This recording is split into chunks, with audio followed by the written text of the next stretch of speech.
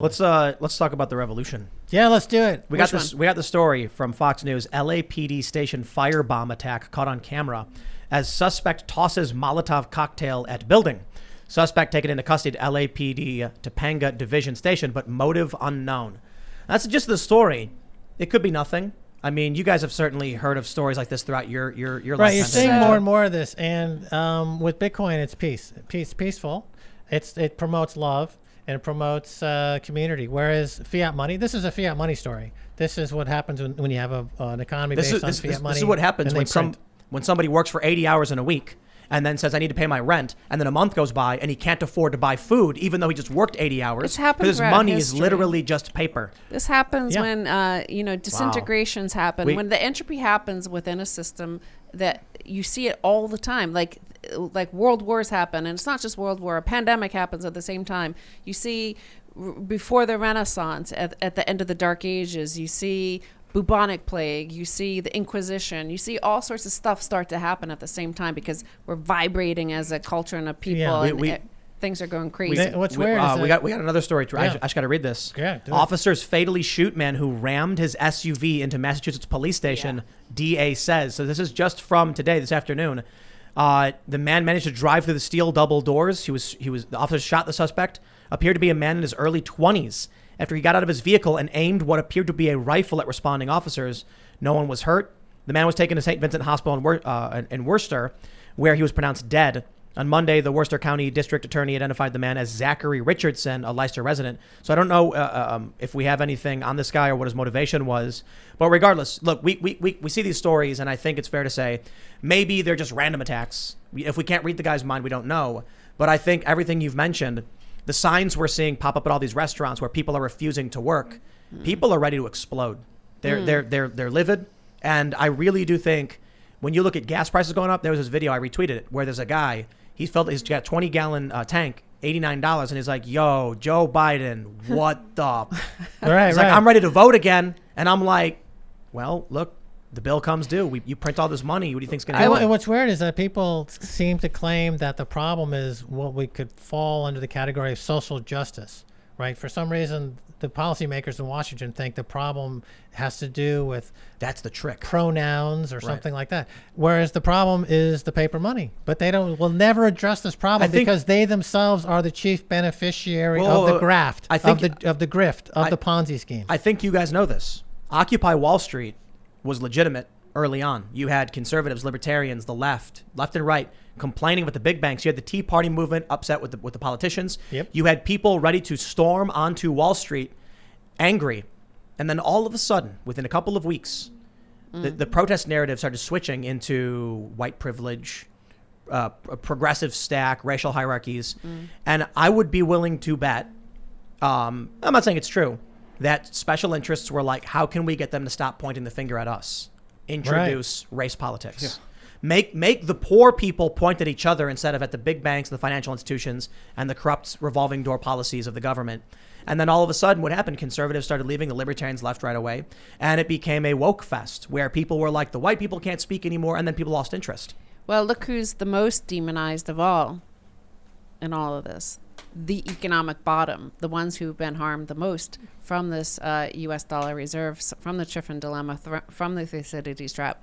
Like, we've demonized and they're called fascists, and they're called white supremacists, Nazis. The ordinary person. And it's like some fat truck driver from Dubuque or something. Yeah. So they're the ones that are demonized because they want you to point to the victim as that's the person.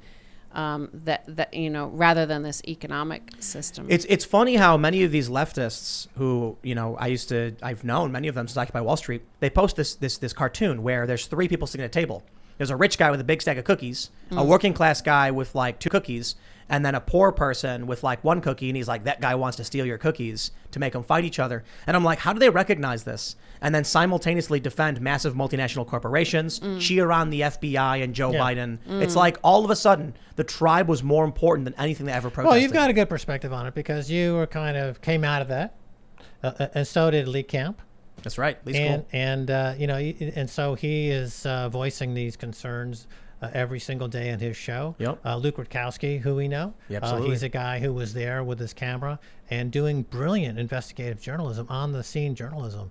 But everyone in the new media space or the alt media space also marginalized, also pushed to the side, and for the same reasons, because the light does not want to be shined on the actual underlying root causes of these problems. And so what we do is similar. They come up with that word alt-right. Yeah, right? we focus on the money issue. That's what we've been doing for 16, 17 years. And we've been saying this, and nothing we've said has ever been borne out by the truth. You guys said that the millennials are going to have a great century, Yeah. and that the Gen Z, but the fourth turning may be upon us. We're seeing people attack police stations. We're seeing police quit en masse. Are we not going to see a period of tumult, violence, and chaos before it gets better? We have the cable news, which is different from back in the 1960s or 70s. But look at documentaries about when Max was like a little kid. There were like 1,000 fire bombings of government buildings from the Weather Underground and other groups like that. The Siboney's Liberation Army. Like, it was crazy back then. Was there multi-factional violence targeting each other? No, they were targeting the government. Right, now now it's people against people because, of course, we don't, it's essentially the same COINTELPRO sort of situation. You turn the people against each other. That's the best way to control them. So I've talked about Civil War. Yeah. And I always preface this with, it was a Princeton professor who said we're going to call it Civil War. It was, the Atlantic and New York Mag who mentioned that there are high probabilities. You have Thucydides' trap, you have the fourth turning. And what people need to understand about the Civil War is that Americans often imagine the American Civil War as their reference for what Civil War is. It's not. So we recently had someone on who said, if it happens here, it'll be more like Syria. You'll get maybe 24 or 30 factions, totally unrelated, fighting with the government and fighting with each other in areas, and it would just be chaos and bombings and shootings. And it kind of feels like, hopefully doesn't happen, but we're already seeing the seeds planted of this. We're seeing various cells of Antifa groups with different names. They call themselves different things in different parts of the country, but they coordinate with each other to go after mutual enemies. You then have right-wing militia groups. We recently had in Portland an armed group of fringe leftists marching around with full blackout gear, body armor, a couple of them in full blackout with body armor and rifles, and they were blocking traffic, essentially doing patrols. A guy gets out, they start banging on his truck. He tells them, get out of the way. They have weapons, they draw on him, according to him. So he gets out of the truck. He thought he hit something. Someone goes in, they smash his windows, they grab one of his less lethal weapons. So he warns them, he pulls his gun out at low ready and says, the next person that aims at me, I'm going to shoot. He gets put in the hospital with some serious injuries. He's got 2 broken vertebrae. So these groups are in Seattle and Portland, it's getting nuts. Right. And, people are on an edge. This one guy got shot twice in the chest by one of these leftist guys. And of course, you've got right-wing groups. You've got the people storming the Capitol. I think we're walking through the doors of different factions of disparate ideologies, some that agree with others and some that don't, ready for war to fight each other. The institutions that are the glue to hold the country together, the education's been destroyed by debt and being overpriced. So the education is now no longer available to the masses anymore. It's become a privilege for a few. And then you have healthcare became financialized, commodified, and it's unaffordable, or it's totally messed around with. You have the infrastructure is breaking down. And all these institutions, why are they so fragile? Why did this all happen? It's because they've been hollowed out with these private equity groups in Wall Street using all the leverage buyout and the debt and the funny money. And now we're seeing them reaping the whirlwind of 40 years of... The scary thing is kind of like Belfast, what you're describing there. If you've ever been there and understand the story there. And it's still going on. Like, you still see some stuff happening there, the militia groups. Max and I were there right during the G8, and Obama kicked us out of our hotel, by the way. We had to move to a different hotel. Luke Rutkowski was there and filmed for us there. And we went by, they did up that street, one of the Protestant areas, loyalist areas, and they closed down the militia pubs, except for it was UDF at this one. It was like for sale. They were trying to clean up the militias and like after the Good Friday Agreement. And there was a huge sign on the outside of this building, for sale. And right next to it, handwritten, not for sale, property of the UDF. So nobody bought it in the 8 years it was for sale, because they're like, okay, I'm not going to get firebombed by that. But they're like, again, like, it's still going on. The troubles are still going on. It starts nominally with like Protestant versus Catholic, and the Queen versus like independent Ireland, and the same thing here. Is like, it starts off like low key, like MSNBC versus Fox. And then it's like this weird movable feast that there's no one thing you could stick your finger on. It's like changes what their ideology is, or what the word that is a trigger word that's going to get you knifed in some alley. Right. You know what's really scary to me is that 2 years ago I said things are going to get bad. Yeah. And then a lot of things I said were going to happen. In January, we had our friend Jack Murphy, who comes on the show every other Wednesday. I think he was our first guest. We talked about predictions for the year, and we got some things eerily right. A bunch of fans of the show were like, look at these clips from your show in January of last year. That's freaky. And it's funny because it feels like we're frogs in a pot with the water slowly coming to a boil. As much as I've been talking about so much of this, it's like every day it seems like more and more is happening that makes it feel like we're in it, and it's getting worse. And the scary thing is to realize we're not wrong. Well, it's media pressure. I don't know if it's necessarily getting worse or just seems like it's getting worse. That's definitely by design. They want us to think it's getting worse, so we don't focus on the Federal Reserve. From my Facebook page, which is a great barometer for me and has always worked well, and I like for 2016, I could see that Trump was going to win based on what I was seeing.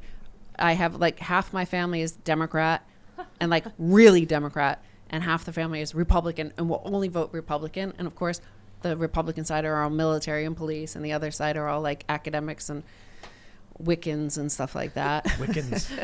And the Democrat side is like vicious now. It's impossible to go on my Facebook page, because if one of my Republican family like leave a message like, oh, I voted for Trump, and it's just like an avalanche of all my like left-wing friends, my Democrat friends, are just like, you Nazi. And I'm like, this is my Facebook page, is my family. But what's scary is that those people can't explain themselves. No. And we talk to conservatives all the time who have, there's a wide range of political ideologies outside of this tribalist, Trump deranged.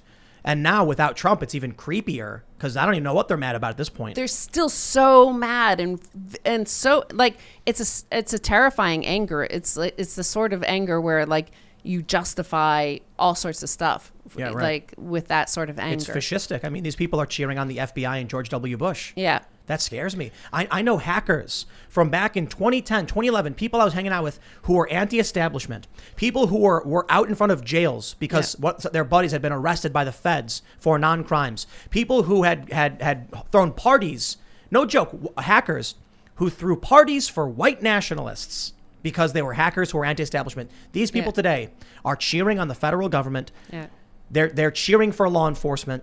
They're pro-establishment. They're pro-Democrat. They're pro-Joe Biden. And I'm like, what happened to those people to where they've thrown away any semblance of principle or ideology and just said whatever the establishment says goes? Because they fear it's all going to be taken away. So you're talking about the elites, the coastal elites, the media elites.